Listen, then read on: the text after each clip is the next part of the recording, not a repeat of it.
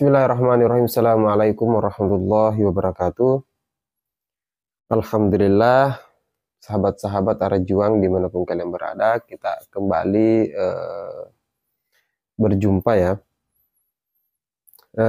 Jika sahabat-sahabat telah mengikuti video saya sebelumnya, di mana ada video yang sebelumnya saya buat ini menjadi episode pertama atau part 1, dan saat ini adalah lanjutan atau part 2-nya.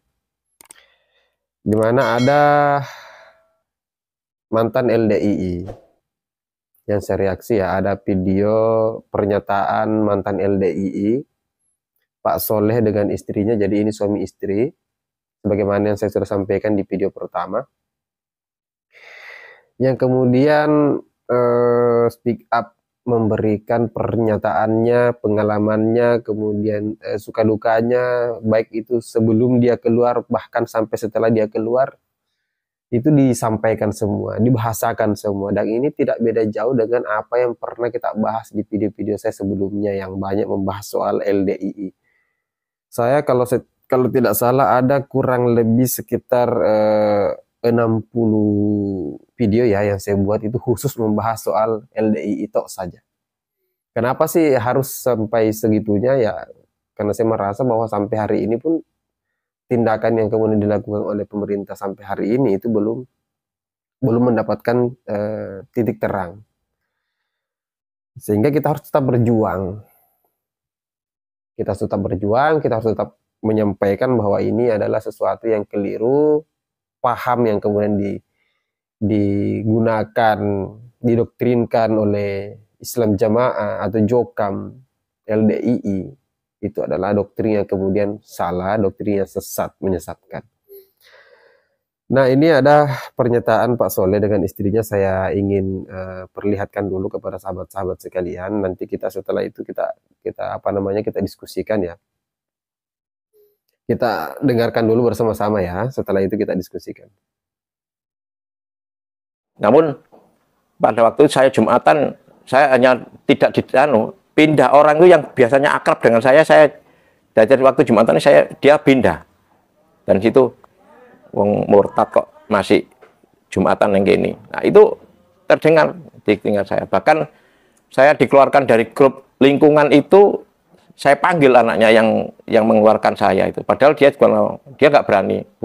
Bukan saya Pak yang mengeluarkan sampean, karena saya disuruh mengeluarkan. Nah, itu rencana itu malamnya itu mau ada gerakan sebenarnya. Katanya mau ada gerakan pengusiran. Mau ada pengusiran, saya harus diusir dari situ, dari lingkungan, karena memang dia itu siapa? Saya itu punya hak di situ. Rumah saya sendiri, sertifikat atas nama saya. Nah, itu mau diusir dari situ, makanya saya harus bilang ke kepala desa itu, nanti itu saya dilindungi. Kalau nanti kamu ada apa-apa, langsung telepon saya ya. Polsek siap, kepala desa siap. Betul-betul dilindungi. Tapi saya sudah merasa sangat tidak nyaman. Waktu itu tidak nyaman, saya nggak bisa ibadah dengan dengan tumak nina lah. Saya nggak bisa ibadah, mau ngaji kemana-mana serba rikuh. Akhirnya itu kami memutuskan untuk hijrah. Anak saya ketika lewat mau sekolah, anak saya pernah tetap ngaji. Anak saya yang sebagian ada yang tetap ngaji, tidak mau ikut keluar, dia tetap ngaji. Akhirnya anak saya tahu dengan sendirinya, setiap pengajian mesti saya itu ngerasani ayahnya dihibah. Jadi itulah anak saya timbulnya, kok pas pulang? Iya, wong masa ngaji kok ngibah tok.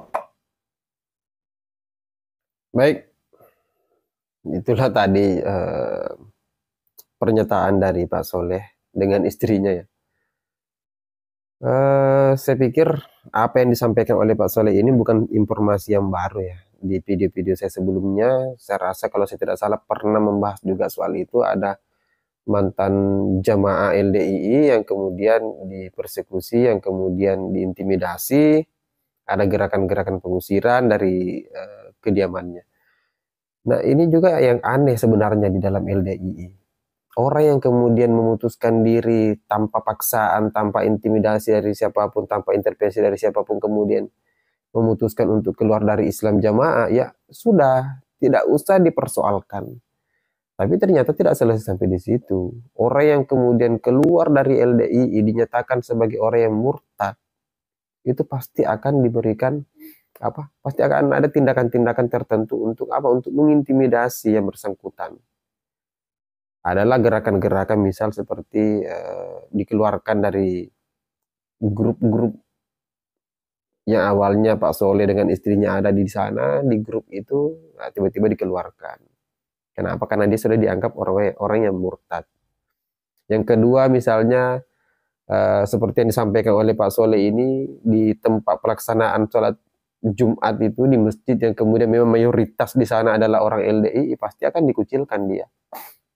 Tidak akan dianggap sebagai jamaah yang seperti biasanya sebelum dia keluar. Nah, yang paling miris ini adalah persoalan pengusiran itu. Dasar seseorang mengusir orang lain dari rumahnya sendiri itu aturannya dari mana? Ini kalau misalnya dipersoalkan sampai dilaporkan ke apa namanya yang pihak yang berwajib kepada kepolisian, ini kena ini. Bisa ditangkap mereka. Kenapa? Karena kita yang punya rumah sendiri. Bangunan rumah itu atas nama sertifikat, atas nama sendiri, tiba-tiba diusir. Itu. Hanya karena persoalan kita keluar dari organisasinya. Ini kan paham seperti ini kan paham-paham yang maksud saya keliru begitu. Kok bisa ada orang yang sepanatik ini sampai rela memusuhi saudaranya sendiri, memusuhi apa namanya sahabatnya sendiri, sampai harus mengusir saudaranya sendiri hanya karena persoalan beda, tidak sama organisasi lagi. Nah, yang paling tidak enak, ya mungkin siapapun pasti akan merasa bahwa ini kelewatan. Anaknya yang kemudian masih di bangku sekolah itu sampai mendapatkan perlakuan-perlakuan yang tidak seharusnya. Orang tuanya setiap saat kemudian dicerita, digibah. Ini kan pasti secara psikis anak-anak ini pasti akan terbawa lah, mentalnya pasti akan rusak. Ketika itu dilakukan terus-menerus. Dan ya kita paham lah, tindakan-tindakan seperti itu yang dilakukan oleh orang-orang di LDII, itu upaya untuk pengusiran, supaya orang yang kemudian dianggap sebagai orang yang murtad ini cepat-cepat meninggalkan, angkat kaki dari circle mereka, dari apa namanya perkumpulan mereka. Karena orang yang kemudian keluar dari LDII itu tidak sesederhana itu. Keluar, oke, saya keluar dari LDII, iya. Tapi ketika Anda berada dalam lingkungan mereka, itu pasti akan diupayakan bagaimana caranya Anda tidak nyaman tinggal di situ, Anda kemudian diintimidasi, dikucilkan, diganggu, sampai pada akhirnya Anda akan risih sendiri, capek sendiri, keluar, pindah. Ini disampaikan juga sama istrinya Pak Soleh. Tidak nyaman dia ibadah, setiap hari mendapatkan intimidasi, setiap hari mendapatkan hinaan mungkin dan lain sebagainya. Sampai pada akhirnya ya sudahlah. Dia kemudian meninggalkan tempat itu yang memang circle-nya Islam Jamaah, ya pergi cari tempat yang lebih tenang. Karena ya mau bagaimanapun, kita mau ibadah sebaik apapun itu, kalau kita berada di lingkungan yang seperti itu, yang setiap hari kita diganggu, setiap hari kita diintimidasi, tidak nyaman juga.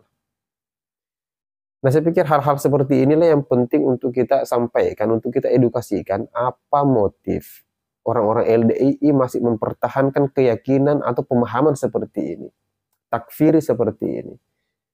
Ini khawarij. Ya, sekalipun khawarijnya mereka ini adalah persis sekarang. Dan saya pikir ini sama parahnya dengan khawarij di awal-awal kemunculannya dia. Sama. Pada akhirnya seandainya mereka memiliki kekuatan untuk membunuh, kekuatan untuk mengeksekusi, mereka akan melakukan itu juga. Hari ini kan mereka radikal secara pemikiran, dan tidak lama lagi mereka akan radikal secara gerakan juga. Ketika pemahaman seperti ini dibiarkan, maka pada akhirnya itu akan memunculkan gerakan-gerakan yang tidak terduga. Gerakan-gerakan ekstrim yang tidak lagi bicara soal perdebatan, tapi lebih kepada aksi. Apakah itu pemukulan, apakah itu apa namanya pembunuhan dan lain sebagainya, kita tidak tahu. Karena gerakan-gerakan khawarij begini, tindakan-tindakan khawarij begitu. Jadi harus kita antisipasi. Makanya kenapa kita tetap berjuang sampai hari ini? Karena persoalan hal seperti ini harus menjadi sesuatu yang saya anggap serius. Pemerintah pun harus menganggap ini sebagai sesuatu yang serius. Kenapa? Karena jangan pikir hari ini mungkin LDI tidak bergerak, tapi beberapa tahun ke depan, mungkin 5-10 tahun ke depan, ketika mereka dibiarkan tumbuh subur seperti ini, mereka akan muncul di permukaan dengan gerakan-gerakan yang bukan lagi gerakan-gerakan lisan, tapi gerakan-gerakan fisik. Nah, itu yang kita khawatirkan, itu yang kita tidak mau sampai itu terjadi. Baik, sahabat-sahabat sekalian, mungkin itu saja. Ini adalah episode kedua, part kedua dari pembahasan Pak Soleh dengan istrinya. Masih ada episode-episode selanjutnya, jadi silakan diikuti. Setiap episodenya memiliki pembahasan yang berbeda-beda. Nah, saya ucapkan terima kasih untuk sahabat-sahabatku tetap mengikuti perjalanan video saya, perjalanan channel ini. Bantu saya, support saya dengan apa namanya, memberikan komentar kalian yang bijak di kolom komentar ya. Like juga jika kalian suka. Kemudian jangan sungkan untuk subscribe, karena itu gratis. Oke ya, terima kasih sahabat-sahabat sekalian. Akhir kata, wallahul muwaffiq ila aqwamit thoriq. Assalamualaikum warahmatullahi wabarakatuh. Salam Pancasila.